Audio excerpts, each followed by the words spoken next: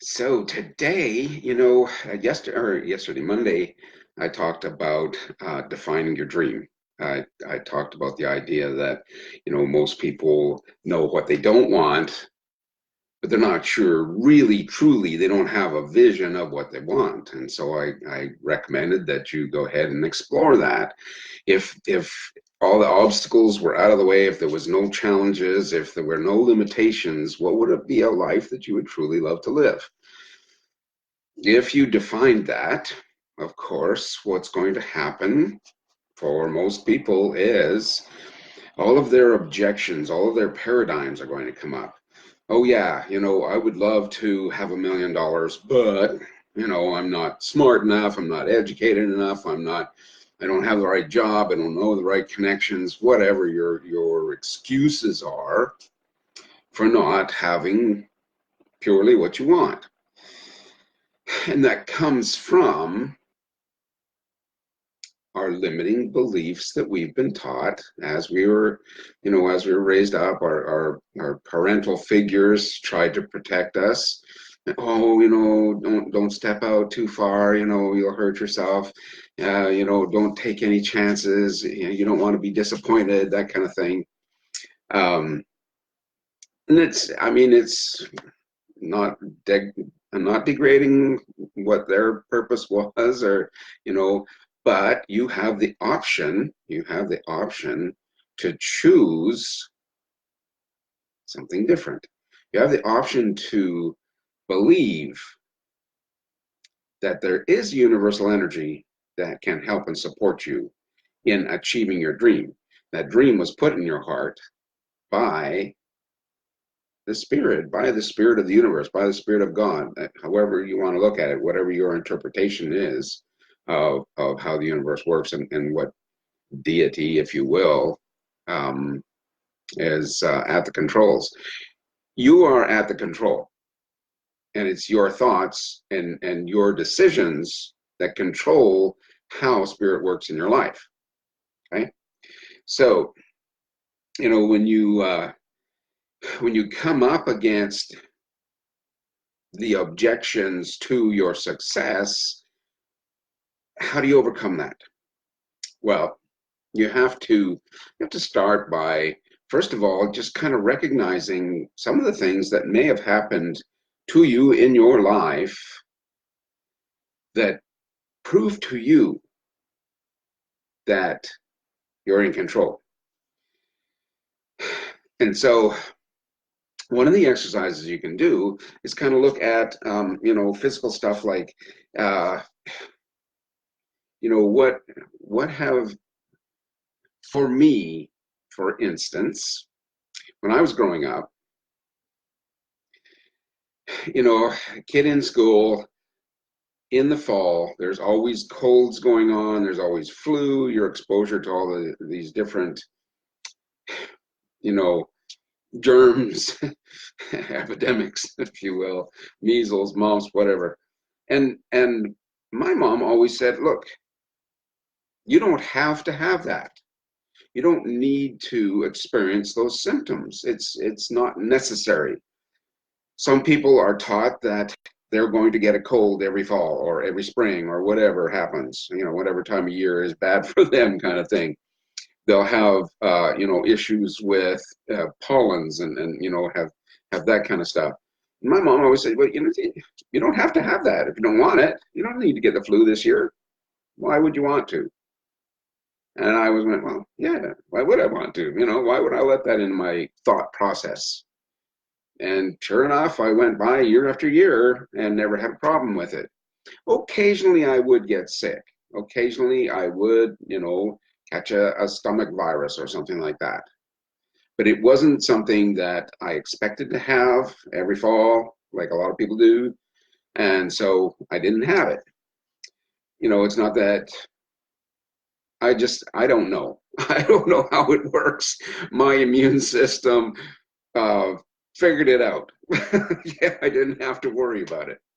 Um, and so you can look at times in your life when you had thoughts about things that were going to happen to you, or things that weren't going to happen to you, and how whatever you thought occurred. You know, whatever your belief was, that's what happened. And I think if you spend any time just kind of going back through, through your memories, there will be times when you go, that kind of thing always happens to me. I always get the raw end of the stick, or I always, buy a lemon, or I always choose the wrong whatever. And sure enough, that's what happens to you. Or vice versa, I'm always lucky at cards. So every time I play a game of cards, I win, you know. And some people are like that. My grandfather was like that. You couldn't play a game of cards with him. He just knew he was going to win, and he did every time, every time. And he just laughed. It's like, shit, I don't know how it happened. um, and yeah, one of the things that I have done, and I suggest that you try doing, write down, take a sheet of paper, and draw a line down the middle, and and then say draw 2 or 3 lines across down the page, so you're sectioning off, and on the left hand side put down your limiting belief, and on the right hand side put down your supporting beliefs. So for instance, I have, and up until recently, let's put it this way, I have had a limiting belief that, because I went to college, but it was it was a course for aircraft maintenance engineering. It was a 12-month program. It wasn't like I got a degree or anything like that. It wasn't a 4-year, spend wild parties for 3.5 years, and then that push to the end to pass all the exams. So my belief was that since I didn't get a degree, that I would never be financially successful. I would never really achieve that, $1 million a year paycheck. That was my belief. And the supporting belief that's not necessarily true for me is, look at all the things that I have achieved in my life. When I got my certification for aircraft maintenance engineering, my goal was to become the best aircraft engineer in Canada by the time I was 25. And by the time I was 25, I was chief engineer of one of the largest airlines in Canada. That's an accomplishment. And it's one that very, very few people achieve. And if they do, it takes them a lot longer than the 5 years that it took me. That's a feather in my cap. But I choose, well, up until recently, I have chosen to believe in the whole idea, the whole concept of, hey, you don't have a degree. When you go and apply for a job, they say, well, what's your education? So I have some college. And they go, oh, not degreed, huh? Yeah. In my mind, they're going, oh, yeah, not a finisher. Okay.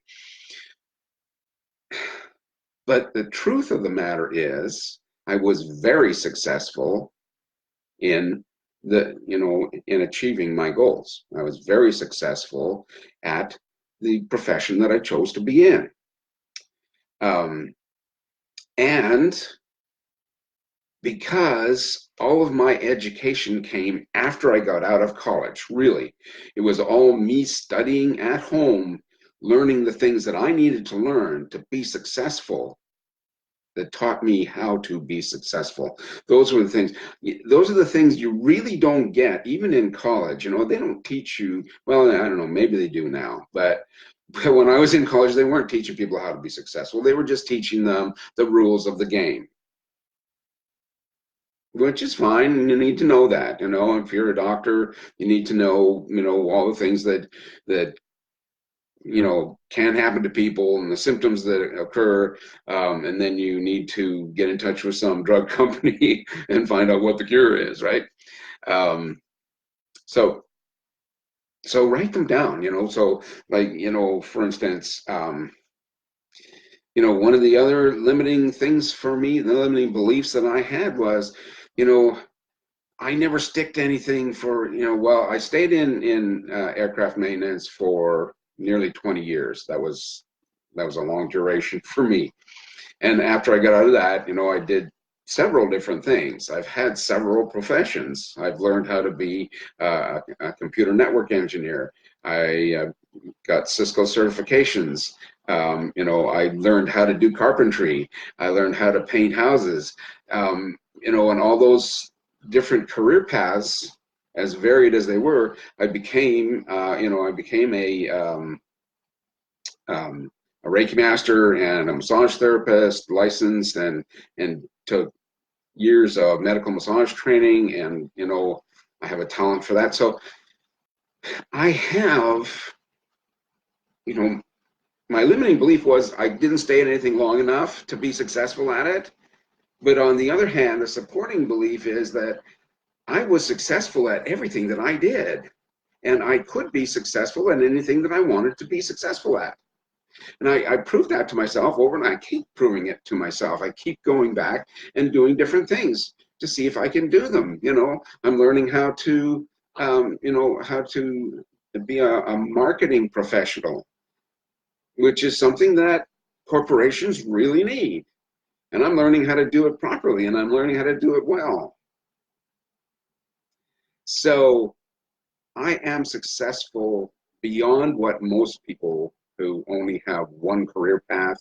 Yeah, okay, so after 20 years being in that career, you better darn well be at the top of your field. You should be running the company. If you're not running the company, you need to look at, what your motivation is and what your ultimate goal is. Are you happy with that? That's fine. That's fine. You know, you may be concentrating on other areas of your life. I would prefer to, you may be saying to yourself, I would prefer to spend time with my family and my children and make sure that's successful rather than devote my energies to being, successful in my career. And that's perfectly okay. That's perfectly fine. But you can have success in every area of your life, in the area of health and well-being, in the area of, love and relationships, in the area of your corporate job or your career, and most of all, you can be successful in having time and money freedom to do the things, to enjoy the things that the money that you're earning, and enjoy the time with your family, that kind of thing. So write down your limiting beliefs and write down the supporting beliefs that deny those limiting beliefs. See for yourself that there's more to you than you originally thought, or that what your fallback idea is about yourself. Once you start to open, yeah, you know what? I'm pretty good at that. I do have a wonderful relationship with my spouse and my family. Oh, and that's much more than most people can say. Really, I've been close to a lot of my friends, and stayed with them, and been in their homes for extended periods of time, and I've seen what on the outside looks like a great, fantastic relationship, and you look at it, it's like, man, there's a lot of me going on. But you have to choose what it is that's valuable and important to you, obviously, and work on that. And you also have to look at all the areas of your life and see if you can improve a little bit on each of those areas. Um, you know, it It's purely a shift in what you believe that's possible for you. It starts up here. Everything's created twice, as I mentioned on Monday. It starts up here. You have the dream, you have the goal of being, you know, physically perfect, or physically pain free, or at a weight that you're happy with and that makes you feel energetic and alive and invigorated. You can have all those things, just shift a little bit in the possibility of, there was a time in my life when I was physically fit.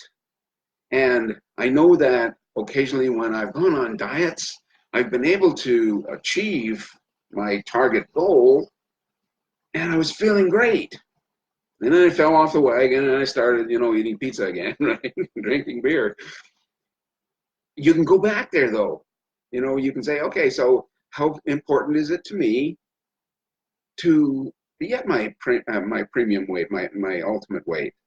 How important is it to me to have, the whole idea of, no problems with, heart issues or high blood pressure or whatever it happens to be.